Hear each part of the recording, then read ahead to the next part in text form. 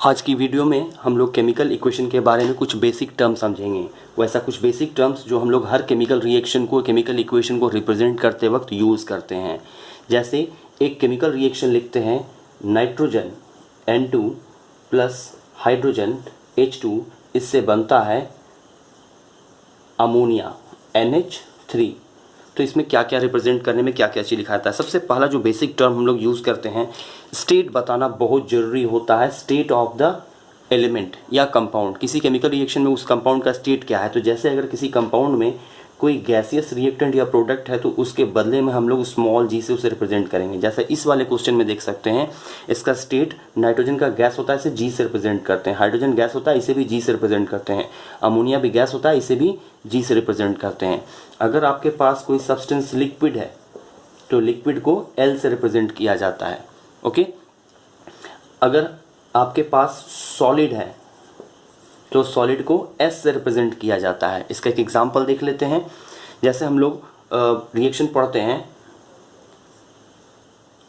Fe plus CuSO4। Okay, Fe plus CuSO4 में हम लोग क्या जानते हैं कि आयरन मेरा सॉलिड होता है, तो यहाँ आयरन में S लिखा जाता है, S फॉर सॉलिड लिखा जाता है। कॉपर सल्फेट एक्वस होता है, इसे आगे समझते हैं एक्वस का मतलब क्या होता है। कुछ टर्म और देखते हैं। तो गैस के लिए G, लिक्विड के लिए L, सॉलिड के लिए S। अब एक टर्म यूज किया जाता है एक्वस।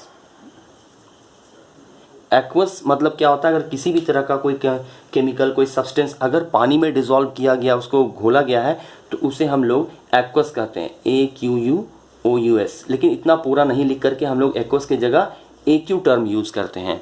ओके, जैसा कि आप कॉपर सल्फेट देख रहे हैं, यहाँ AQ कहने का मतलब क्या है, ये जो कॉपर सल्फेट है ये पानी में घोला गया है। ओके, अगर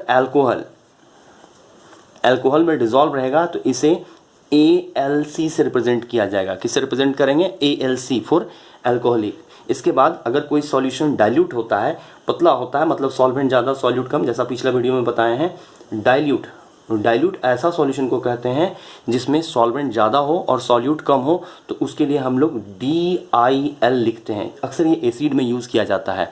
जैसे आपने किसी केमिकल रिएक्शन में या केमिकल इक्वेशन में ऐसा देखा होगा, HCl प्लस Zn। ठीक है, ऐसे नॉर्मली लिखा जाता है Zn plus HCl। Hydrogen gas के प्रिपरेशन में काम आता है Zn। जिंक सॉलिड होता है इसलिए S, और HCl हाइड्रोक्लोरिक एसिड ये डाइल्यूट होता है, तो यहाँ लिखा रहेगा DIL। डाइल्यूट का मतलब पानी ज़्यादा है और एसिड कम है, इससे क्या बनता है ZnCl2 और प्लस H2। ओके, H2 में गैस लिखा जाता है, ZnCl2 आपका एक्वस रहता है।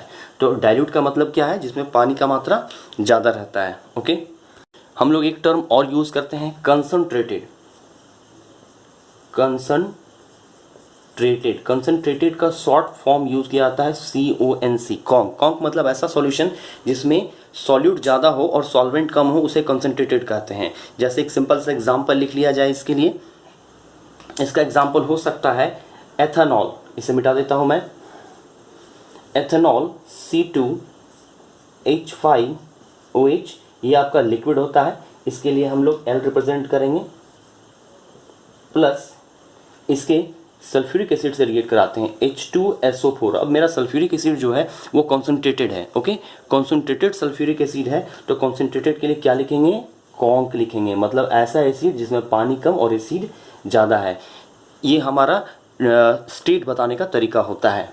ओके, इसका अगर चाहिए तो प्रोडक्ट भी, रिएक्शन को भी कंप्लीट कर देते हैं। इसका प्रोडक्ट होता है C2H4, ये लिक्विड के फॉर्म में बनता है, सॉरी इसे ब्लू से लिखते हैं, ये बनता है लिक्विड फॉर्म में, और साथ में निकलता है वाटर H2O, ये भी लिक्विड फेज में निकलता है, इसे L से रिप्रेजेंट करते हैं। ओके, अब इसके बाद हम लोग थोड़ा सा एरो का नोटेशन पढ़ेंगे। एरो कितना तरह का होता है, उसका क्या क्या मीनिंग होता है, समझने की कोशिश करते हैं। Okay, types of arrow used in a chemical reaction. कितना तरह का एरो का नोटेशन यूज करते हैं हम लोग केमिकल रिएक्शन को रिप्रेजेंट करने के लिए। तो सबसे पहला देखते हैं, एक सीधा स्ट्रेट लाइन होता है जिसे हम लोग यूज करते हैं इरिवर्सिबल रिएक्शन के लिए। इरिवर्सिबल रिएक्शन का साइन कैसा होता है?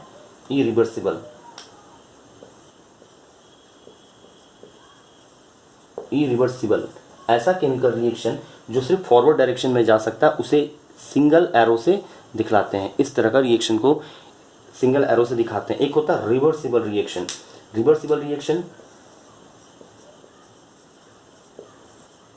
रिवर्सिबल रिएक्शन का जो एरो होता है वो दोनों तरफ होता है। इसका मतलब क्या होता है? इसका मतलब होता है कि रिएक्शन रिवर्स हो सकता है, फॉरवर्ड डायरेक्शन में जा सकता है और बैकवर्ड डायरेक्शन में भी जा सकता है।